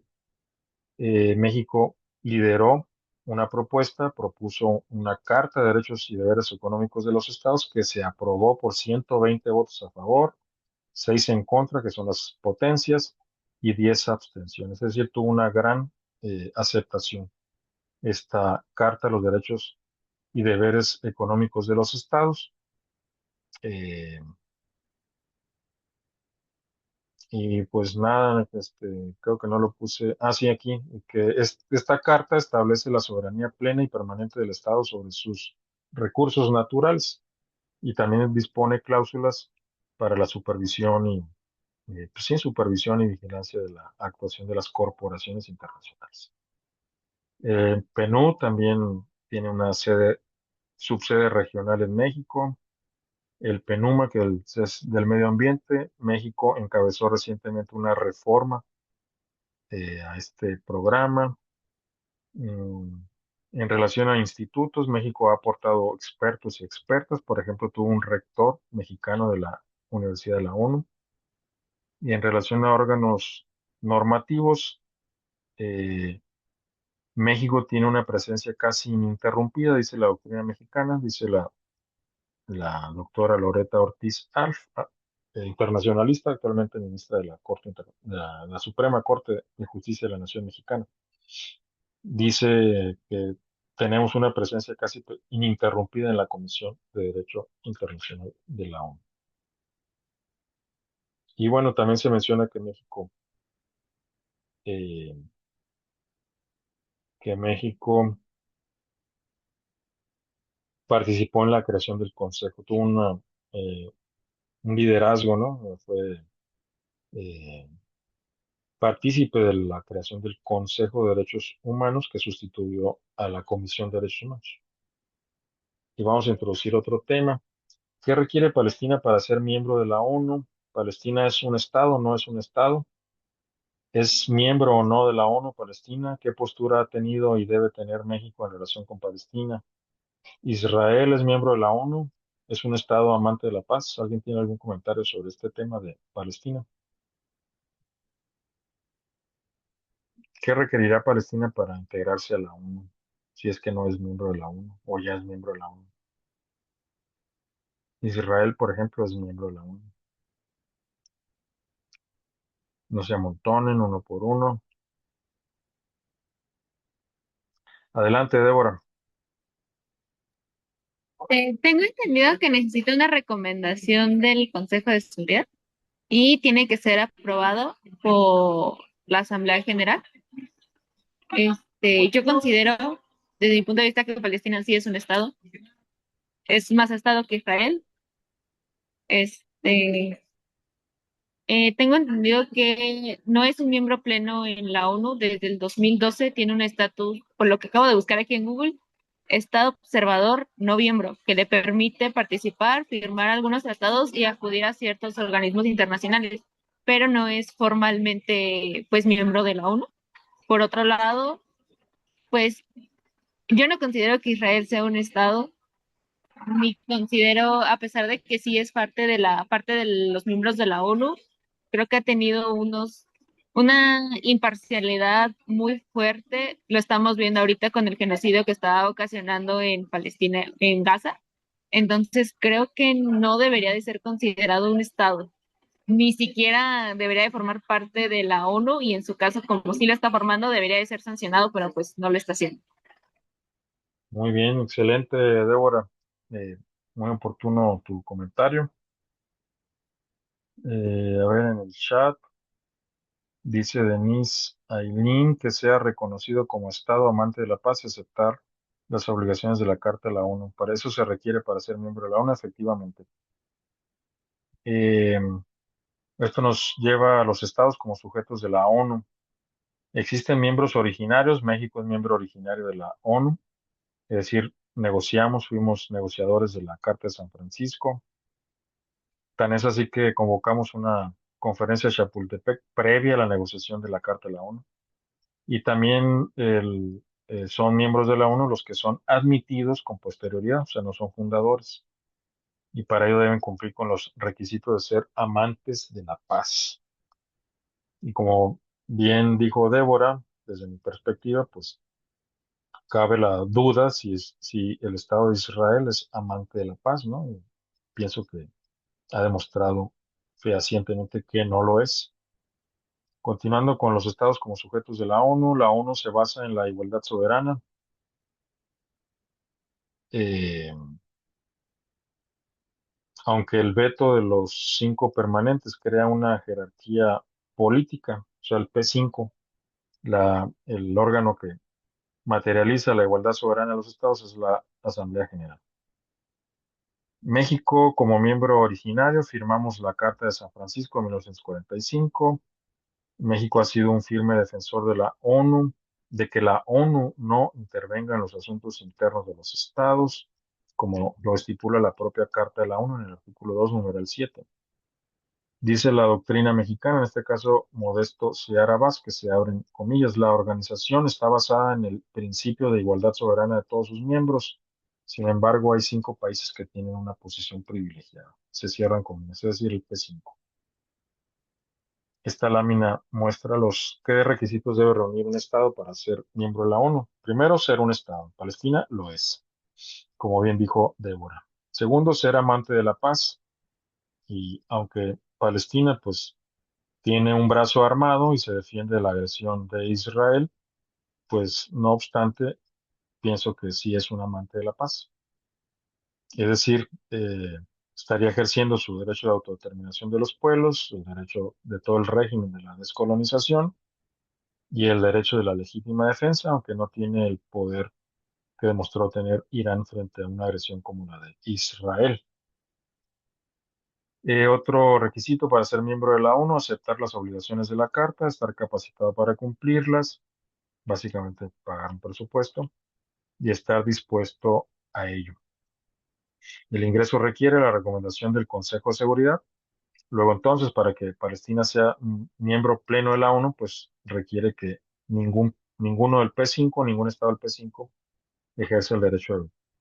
¿Quién ejerce el derecho de veto para impedir que Palestina sea miembro pleno de la ONU? Pues Estados Unidos, porque Israel es aliado de Estados Unidos, aunque se especula que hay un distanciamiento reciente porque Israel dominó o empujó o arrastró a Estados Unidos a una agresión contra Irán, pensando que sería una cosa de unos días, e Irán demostró tener una capacidad plena de réplica y de ejercicio de la legítima defensa. Es decir, quién sabe, no lo sé, tal vez sea eh, improbable, pero quizás no del todo, quizás en el futuro veamos a Palestina como miembro pleno de la ONU. Y bueno, el estatus de Palestina originalmente era un mandato británico en el, en el régimen de la Sociedad de Naciones. La resolución 181 previó, perdón, la creación de un Estado árabe y uno judío.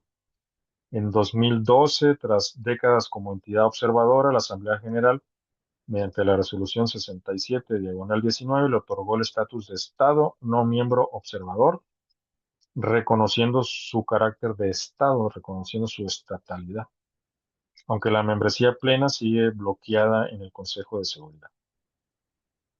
En 1947, México se abstuvo en la partición de Palestina al ver en Israel una manifestación de neocolonialismo. Bravo, ¿no? O sea, México no votó la partición de Palestina en 1947. Sin embargo, bajo la presidencia de Luis Echeverría y sucesivas administraciones, México ha liderado el reconocimiento del derecho palestino a la autodeterminación y a formar un Estado independiente, defendiendo siempre la solución de dos estados. Es decir, nuestra postura, la de México, ha sido siempre la de dos. Bueno, originalmente se abstuvo de partir a Palestina y posteriormente defendió la postura de los dos estados. ¿Qué dice José Luis Vallarta Marrón, descendiente de Ignacio L. Vallarta, eh, prócer jurídico mexicano del siglo XIX? En sus memorias llamadas Sin Protocolo, Memorias y Peripecias de un oscuro diplomático de carrera, José Luis Vallarta Marrón dice, se abren comillas: Israel había sido legalizado internacionalmente por la Asamblea General de la ONU por una mayoría de 33 votos. México se abstuvo en esa votación, pues veíamos en el Estado de Israel una manifestación de un neocolonialismo europeo, se cierran comillas. ¿Cuál será el futuro de Israel como Estado? Y Débora sugiere que no lo considera un Estado. Vamos a ver qué dicen algunos analistas.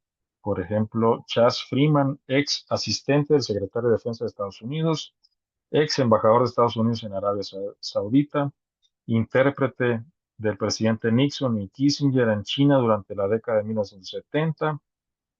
Tuvo un papel clave en el diseño de la arquitectura de la seguridad europea tras la Guerra Fría, o sea, tras lo que es el campo socialista. Dice lo siguiente, se abren comillas: la reputación internacional de Israel ha colapsado y ha perdido apoyo crítico entre la juventud estadounidense, poniendo en duda la supervivencia del Estado. No mencionó esa palabra para no tener problemas en la grabación y subirla a YouTube a largo plazo, pero ustedes la pueden leer en la lámina. Es decir, está en duda, según este analista, la existencia del Estado de Israel como lo conocemos hoy. ¿Qué dice Lawrence Wilkerson, veterano militar de Estados Unidos, ex jefe del gabinete del secretario de Estado de los Estados Unidos, Colin Powell? Se abren comillas: mi predicción es que Israel no estará aquí como un Estado judío. Se acabó, está terminado, puede permanecer como un Estado democrático, una democracia real, pero no como un Estado judío. ¿De cuáles organizaciones se retiró Estados Unidos en enero del 2026? Se retiró de 31 organismos de la ONU, por ejemplo, de la CEPAL, de la Comisión de Derecho Internacional, de la Comisión de la Consolidación de la Paz, de la Alianza de Civilizaciones de la ONU, de la UNCTAD, de ONU Mujeres, de ONU Habitat, de la UNITAR y de la Universidad de la ONU. Y de otros organismos no ONU, aquí los pueden ver en la lámina, los pueden por curiosidad leer en otro momento con más detenimiento. No sé si tengan alguna pregunta hasta aquí.